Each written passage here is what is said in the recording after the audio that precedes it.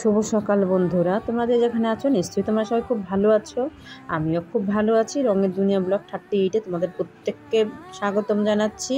ঘড়িতে বাজে এখনে 7:30, আর এখন থেকে ব্লগটা স্টার্ট করছি। আশা করছি ব্লগটা তোমাদের ভালো লাগবে। আজকে হলো একাদশী, আর কালকে আমার শরীরটা খুবই খারাপ ছিল। আজকেও শরীরটা খুব একটা ভালো নেই, উঠতে পারছিলাম না, যেহেতু আজকে একাদশী। আর একাদশী দিন তো আমি সকালে ঘুম থেকে উঠেই আগে স্নান করে নিই, মাথা শ্যাম্পু ট্যাম্পু করে স্নান করে তারপর রান্নাঘরে আসি। আর আগের দিন অন্য সময় একটু মুছে টুছে একটুখানি পয় পরিষ্কার করে রাখা হয়। এই আজকে আর কিছু করে কালকে আর কিছু করে রাখা হয়নি। তা উঠে আমাকে সব কিছুই করতে হয়েছে। আমি এসে আগে আটাটাকে মেখে নিলাম, জলটাকে একটু উষ্ণ গরম করে আমি আটাটাকে একটু মেখে নিলাম। মেখে নিয়ে এবার আমি এক এক করে কাজগুলো করব। মেয়ে বলছিল, মা তোমাকে এখন উঠতে হবে না, শরীর ভালো না, শুয়ে থাকো। কিন্তু মেয়ে তো অফিসে যাবে, মেয়েকে তো করে দিতে হবে, যেহেতু একাদশী অন্য দিনের ব্যাপারটা আলাদা থাকে, আজকের ব্যাপারটা আলাদা। সে কারণে ও যেহেতু আমার সাথে একাদশী করে, আমরা দুজনেই করি, ও 1 বছর করবে। তারপর দিকে আমি কি করেছি, ডালিয়া বসিয়ে দিয়েছি। ডালিয়াটা অন্য সময় খিচুড়ি রান্না করি, আজকাল আমি সেটা করতে পারবো না, যেহেতু শরীরটা ভালো না। কোনো রকমই করে নিচ্ছি।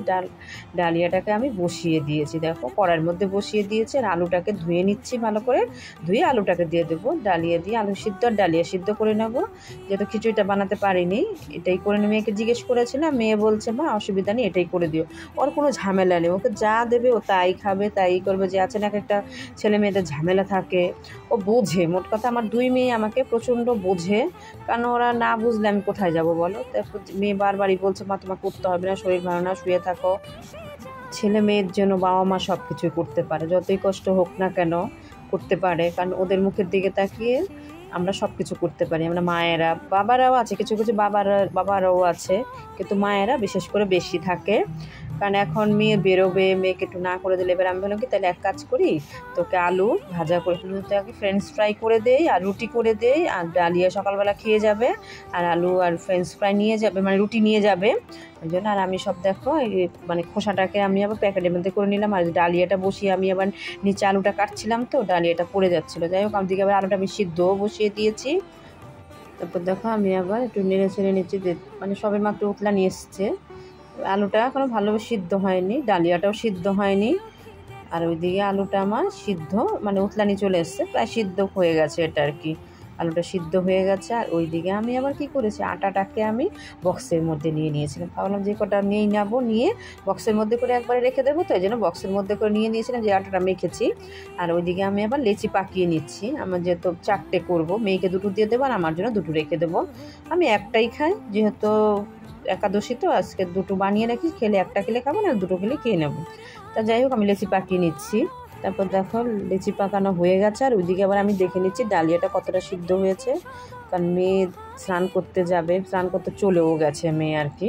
মেয়ে আসলেই তো খেতে চাইবে, খেতে দিতে হবে, তাড়াতাড়ি করে তো বেরোবে, 9টার মধ্যে বেরিয়ে, রাত 10-15-এর মধ্যে বেরিয়ে যায়। ওই কারণে আমি দেখো নুনটাকে নিয়ে নিয়েছি, কারণ আমি যখনই এই একাদশী রান্নাটা করি তখনই নতুন প্যাকেটে করে নিই, ভেঙে নিই, নতুন তেল, নতুন সমস্ত মশলা টশলা সমস্ত কিছু আমি নতুন নতুন প্যাকেট নিয়ে নিই। আমি এইগুলো মাছের কিছু ছোঁয়াছানি কিছু ধরি না, মোট কথা। তারপর দেখো আমার ডালিয়াটা হয়েও গেল, থালার মধ্যে বেড়েও নিচ্ছি। দেখো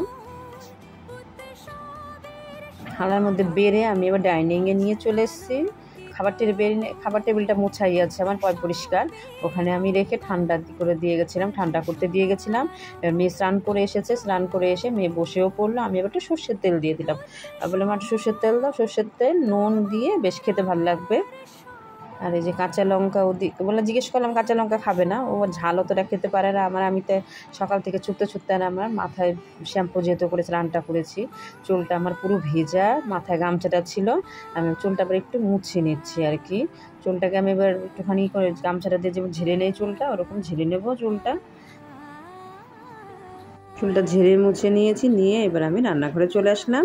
আমি দেখো তেলের একটা প্যাকেট নিয়ে নিয়েছি। বলি না যে আমি যখন একাদশী করি সেদিনই নতুন তেল মশলা টশলা সমস্ত কিছু আমি নতুন নতুন প্যাকেট নিয়ে নিই। এক প্যাকেট নিয়ে নিলাম। এবার রাত্রেবেলা তো আবার হবে, পনির হবে, পনিরের তরকারি হয়, রুটি হয়, ওগুলো তো আলাদাভাবে রেখে দেবো, ওটা দিয়ে হবে। ওইদিকে আমি তেল গরম বসিয়ে দিয়েছি, আর ওইদিকে আমি আবার রুটিটাকে বেলে নিচ্ছি, মেয়েকে দিয়ে দেবো রুটি, লেচিটাকে বেলে নিচ্ছি। দেখো তেলটা গরম হয়ে গেছে, ভালো মতো আলুগুলো ফ্রেঞ্চ ফ্রাইটা করে নেই, ওইদিকে ছেড়ে দিলাম। দেখো একটুখানি আলুটা দিয়ে দিয়েছি। এর মধ্যে আমি হলুদ দেবো না, নুন দিয়ে লাল লাল করে ভেজে নেব।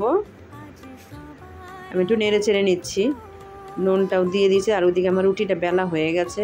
এখন তাড়াহুড়ার সময় তারা তো গোল হোক না হোক, মানে এখন বাঁকা তারা হলে যাই হোক তাড়াতাড়ি করে নিতে হবে আমার।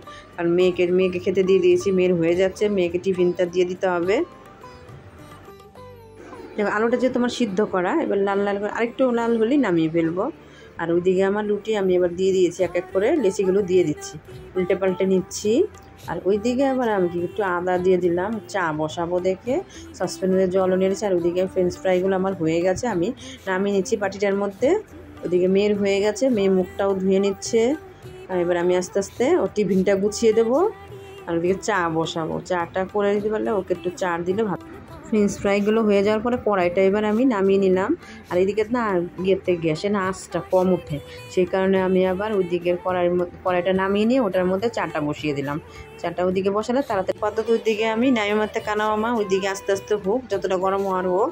আমি রুটিগুলো আমার এমনিতেই করে নিয়েছিলাম, ছেঁকেই করে নিয়েছিলাম, মানে এইদিকে এই পিঠে উল্টে পাল্টে নিয়েছিলাম। এখন একটুখানি আমি ছেঁকে নিচ্ছি রুটিগুলো হয়ে গেলে আমি সসপ্যানটা এদিকে নিয়ে আসবো, তাহলে এদিকে বসিয়ে দিলে চাটা আমার তাড়াতাড়ি হয়ে যাবে।